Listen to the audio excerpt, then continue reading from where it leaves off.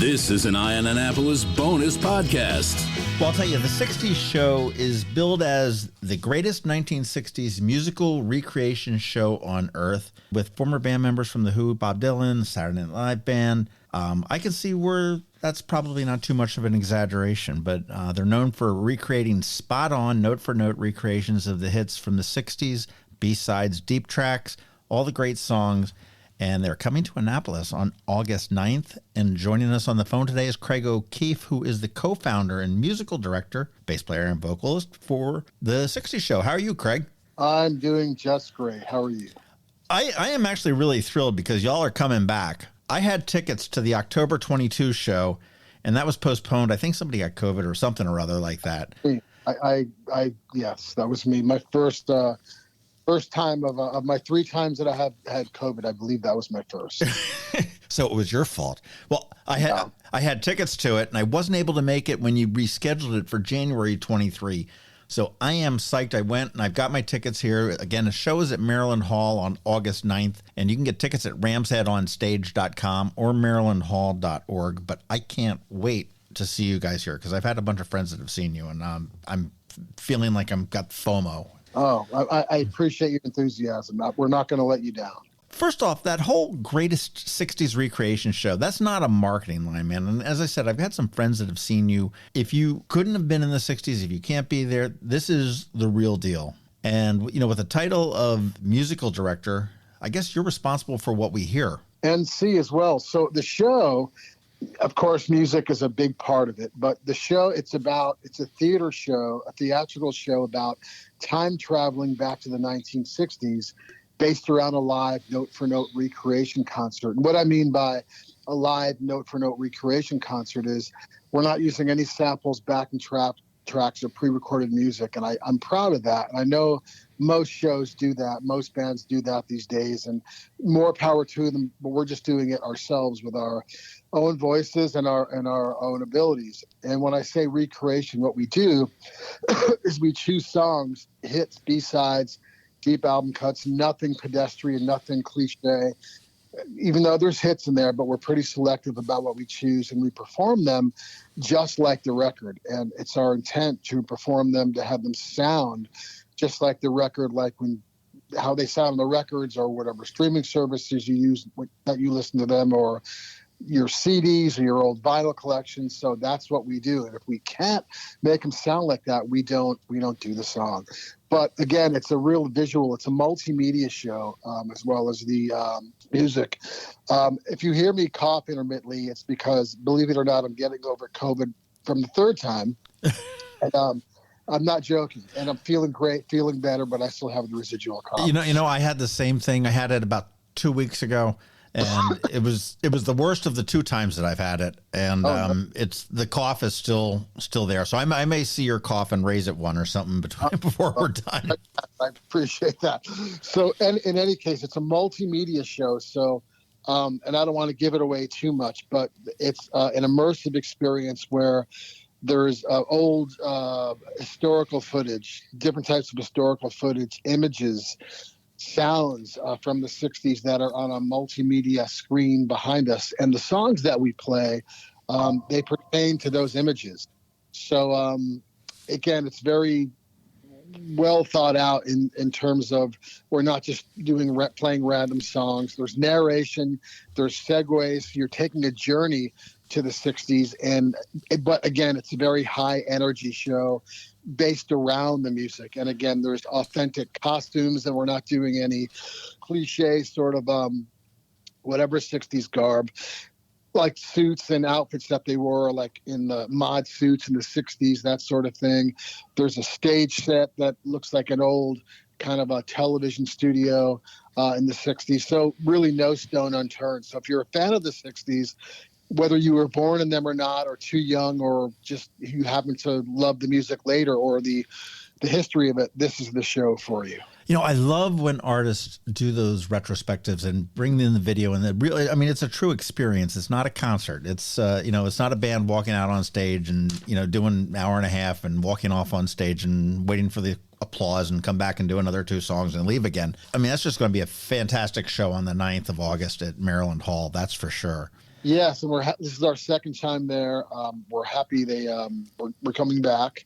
Last time we were there, I think it was January of 23. So it hasn't been too long, but it's been enough time where we're ready to come back. And the reaction we get from people is, I had no idea that's what the show is going to be like, or I've never seen anything like this.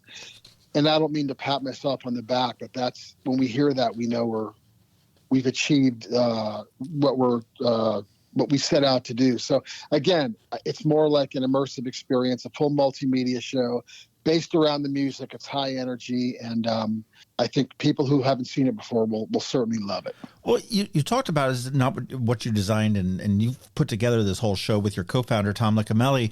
You guys both had successful musical careers independent of this. What was the oomph to make the 60s show for you guys? Successful. That's a very, I'll take that. Yeah. You were making a living in music. I mean, yeah, but yeah, music, it's a facade. It's especially these days, which is another conversation, but I had some success, lots of ups and downs in music, lots of ups and downs, had record deals and toured and wrote music for television and movies, and was in a lot of rock bands, made a lot of records, but it's up and down. So with this thing, I was in LA at the time, and I had the idea to put this together. And I moved to New York with my wife and kids, little kids at the time, babies, and put it together slowly. And our first show we played was at a club. I always tell the story. And 2 people showed up, and they were laughing at us. They just didn't get it. And by the end of the year, though, we were filling clubs. And by the end of next year, we were playing bigger clubs and so on. And we eventually graduated to small theaters and started playing bigger theaters and selling out bigger theaters around the country. And now it's a show that's actually being developed for Broadway, our show. There's always going to be a touring troupe, I'm hoping. But it's a show being developed for a stationary theater on Broadway, or it may play at another, I can't disclose yet, another well-known theater in Chicago or San Diego. But point is, it's really come to, I'm so grateful that the audiences are the ones that have come out and seen us and support us, and it's really just, the show's on fire. So it's been a great experience. How exciting for you guys! That's awesome. You mentioned you had your kids. Are they 60s fans? No. Well, no, I don't think so. No, they're I catch them occasionally. I mean, they're off in college now, but I used to catch them occasionally secretly listening to, 60s and 70s music when they would vehemently deny that they liked it. I mean, they have their own stuff they like. Understandably, it's their generation, but I would catch them. Like, I hear that Beatles song, or I hear that T-Rex song, or I hear that, whatever song. And, it's funny. I think the music, or I know the music, it's the golden era of 60s, 70s, and 80s, especially 60s and 70s. I think it's the best music ever. And the 60s, it's not really of my generation. I was, barely out of diapers at the end of the decade. So, but I'm so, again, just fascinated by the pop culture of it, the music. But when we see people at our shows, so many people are there in their 20s and 30s and 40s. And don't get me wrong, we have people who are older people that were there in the 60s as kids buying music, but people in their 20s and 30s and 40s. And it's amazing to me that they have that connection. And I don't know how they got it, but again, it's a testament to how great the music was, how well it was written, how honest, earnest, sincere the music was. And I'm not bad-mouthing the music today, because there's a lot of great music. I think that a lot of it isn't, I'll say it isn't as good as the music as the 60s and 70s and the 80s, to be honest with you. I agree. I mean, I've talked to a number of people that do come in and they say our audiences, and, Ramshead does bring in a lot of, I'll say, older acts that have, have been performing for a long time. And they're like, I'm amazed when, John Hyatt says, I'm amazed when I look out in the audience and there's some people that are, maybe in their mid 20s, early 30s that are, it's like, wow, where did they come from? And you look at the popularity of a lot of the tribute shows and the cover bands that do, the yacht rock genre and everything else. I mean, it's pretty amazing. My girlfriend's daughter is 26, and I mean, she is like the savant of Fleetwood Mac. And I'm like, where did it come from? But I mean, music is timeless, and I guess that's exactly what it says. It really is. That's a great point you raised about your girlfriend's daughter. There's so many people, and again, it is kind of timeless. Whether it's whatever art is, whether it's fine art, film, or music, it's going to find you. And if you're open to it, it's going to find you. And in terms of music, I mean, again, if you listen to the music of that era, of those decades, it's so amazing. And a lot of acts try to duplicate it now, but again, it was made by real people. And I'm not an erudite. I'm not, like, if that's the right term, I'm not like against technology. I think it serves a great purpose to create art to a point. But back in the day, it was really about songwriting and talent and how the music was going to be, how were people going to react to it? And in any case, with us, I think that's why we have those audiences that come out to see us, because that are younger. And again, you're not going to see a full theater or a sold out theater full of 20s and 30-year-olds. That's not what we do. But you're going to see plenty of people that age, and we're grateful. And we talk about it amongst us, because we're not younger people. We're older guys, and we talk about, wow, did you see all those younger people? And again, it revolves around the same conversation you and I are having, John. Like, it's just connecting with them. So, I hope it. Well, it's funny. I just saw a video yesterday. It was the band, I mean, they didn't have a huge career, I don't think, but Kraftwerk, and they were sort of the first all electronic music. And it was one of their very first concerts, and it was just people sort of sitting in the audience, like the philosophers, sort of rubbing their beards, going, so what is this? What is this all about? And but it's when you sit there and you see live music coming out of real instruments. I was at Merriweather one time. I think it was on the Warped Tour. They had ZZ Top come in and did one of the one of the sets there, and some kids that were sitting next to me were like, "Dude, I think they're actually playing those pink fuzzy guitars." And I'm like, damn right they are. That's a, I have mixed feelings about that. I mean, you're going to have future generations that aren't going to care. They're going to be more indifferent to, a live person is playing that, because there are a lot of live bands now, getting older, that used to play, that have played, that built their reputation on playing live and singing live. I could name a million of them, and they're not doing it all live now. There's tracks being flown in where it's not really the guitar player playing it, or they're not really singing it. And but I think a lot of people now, not all, but a lot of people are going to a live show because of the experience of it, not necessarily, wow, these are human beings actually playing their instruments. And I know some of your listeners may say, no, that's not true.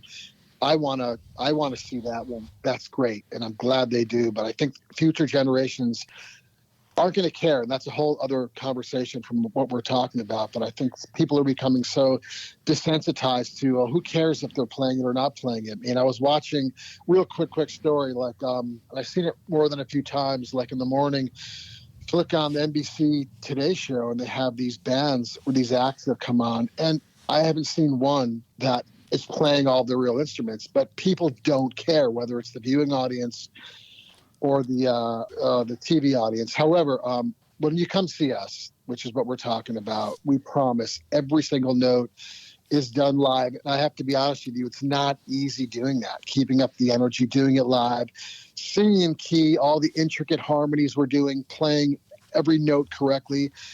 It's a challenge. I mean, that's why people, I guess, don't do that anymore if you have the option not to. But that's what you're going to see, and hopefully that what has come across is it's sincere. We love this decade. We love Most of us, well, all of us were born in the 60s, but we're like babies in the 60s. But we love the decade. We love being a part of it. And I look at us, John, as just the messengers. We're hopefully going to continue to bring this music or let this music be known in our small way, and people will still keep listening to it. Well, you're bringing it in a big way here, that's for sure. Again, August 9th at Maryland Hall. Tickets at ramsheadonstage.com or marylandhall.org. But with such a deep catalog, I mean, you've got almost bottomless choices on what to play. But who are some of your favorite artists that you'd like to play? Excuse me, from the 60s? Yeah. Well, so my favorite bands, I'll just give you a few. I love the Beach Boys. I mean, Brian Wilson was a composing, arranging, production genius. I love, of course, the greatest, the Beatles. I mean, people are still talking about them every day, and they broke up in January of 1970. People are still, the impact they have. The Kinks, the Who, even the Velvet Underground. I mean, bands that are just like, have this huge impact. All these bands and these artists that have this great impact. And it's funny, a lot of producers and a lot of young bands, which are great, are trying to duplicate, which I've got no problem with, duplicate those sounds and those songs that were happening then. But a lot of what we do when you're going to see the show is there's some narration, and it doesn't bog down the show. I want to be clear. It's fast moving, it's high energy, but there's narration, and it's very unique narration that talks specifically about some very, very unique things with a particular song that people don't know about. And we try to keep that we try to keep it light, which we do, never get political. But there's a lot of things that happened in the 60s that from a political, geopolitical, pop culture aspect that we incorporate into the show. Again, there's something for everybody, whether you just want to hear and hear great music, or you want to learn about the 60s. And again, I wouldn't call it an educational event specifically, but you're going to leave the show with a great deal of knowledge done in an entertaining way. And then before you came in. Well, I'll tell you, folks, Craig, that aren't going to buy what you're telling me, I would suggest you go to the60show.com, and that's all spelled out. And you can get an idea of what you're going to see here in Annapolis in a couple weeks. But I did just tap into there, and there are a few tickets left, and that will sell out, I know. I mean, they seem to be going pretty quickly. So jump on that really quickly at ramsheadonstage.com or marylandhall.org as well. And definitely check out the60show.com. That's the website, and it's got all the social medias and everything else there as well. And we're going to get transported back to the 60s on the 9th at 8 p.m. Hey, just out of curiosity, I mean, we talked about, you were a little bitty baby, as was I back in the 60s when a lot of this was going on. But do you figure in 40 years from now or 50 years from now, you're going to have a band called the 20s Show? Not you, but I mean, well, I'd like to own it, but, yeah. Yes, I'll tell you why, because, I want to be very clear about this. Like, there's the tribute world, then is our world. And if anybody's expecting a tribute show to come see us, you're going to be really disappointed. It's the farthest thing in the world from that. But point being to address your question is, I think there's going to be more and more, I don't want to call them nostalgic, but heritage, let's say, sort of shows more and more in the future, because I think people naturally get nostalgic for things in the past, and not that the past was certainly not perfect, but you long for stuff in the past. And I think there's a way now to reproduce the past where years ago there really wasn't, or maybe not an interest, because if you look at stuff in the 60s and 70s, there weren't a whole lot of swing bands, like 30s and 40s, swing type of orchestras, because they went out of fashion, but they never really came back. And there's certain, there's swing acts out there now, but can you say they're impactful, whether it's, musically or historically? No. But again, the advent of, 1955, Bill Haley and the Comets on, you're going to see, I think so many, we're the only recreation act out there, but you're going to see a lot of, acts like who, it's hard to put into words, but you're going to see things like that where people aren't going to want to forget those eras. So be on the lookout, because that's what's happening. And with AI, John, again, another conversation, who knows what you're going to be able to produce, how you're going to be able to produce it, but you're going to be able to. I think the Beatles will come back. I don't mean that figuratively, but I think literally the Beatles are going to come back. You're going to see them on stage. You're going to hear their music. They're going to be new songs by the Beatles because of AIs. But that's another conversation. I'm marking this down on my calendar here. So we're going to have an I told you so conversation when this happens. Yeah. Well, I'll tell you, Craig O'Keefe, I do want to thank you so much for your time today. Again, the 3 websites that those that are listening need to know are 1, the60show.com. And number 2, it's ramsheadonstage.com. And number 3 would be marylandhall.org. Again, Craig O'Keefe is bringing the 60s Show to Maryland Hall August 9th. The doors do open at 7 and the show is at 8 p.m. And I am psyched to see this. I've got my tickets. I can't wait to see it. Finally. And I just wish you safe travels down here to Annapolis. And I guess we're going to see you on Friday the 9th at Maryland Hall. Thank you so much, John. I really enjoyed talking to you, and we hope to see everyone out at the show, and we're looking forward to it. This has been a bonus podcast from Eye on Annapolis. Please visit us at eyeonannapolis.net. Follow us on Facebook at All Annapolis and on Twitter at Eye on Annapolis. And if you haven't subscribed to the Daily News Brief podcast, go for it. And all of your local news will be delivered to your phone, tablet, or smart device by 6 a.m. every Monday through Friday.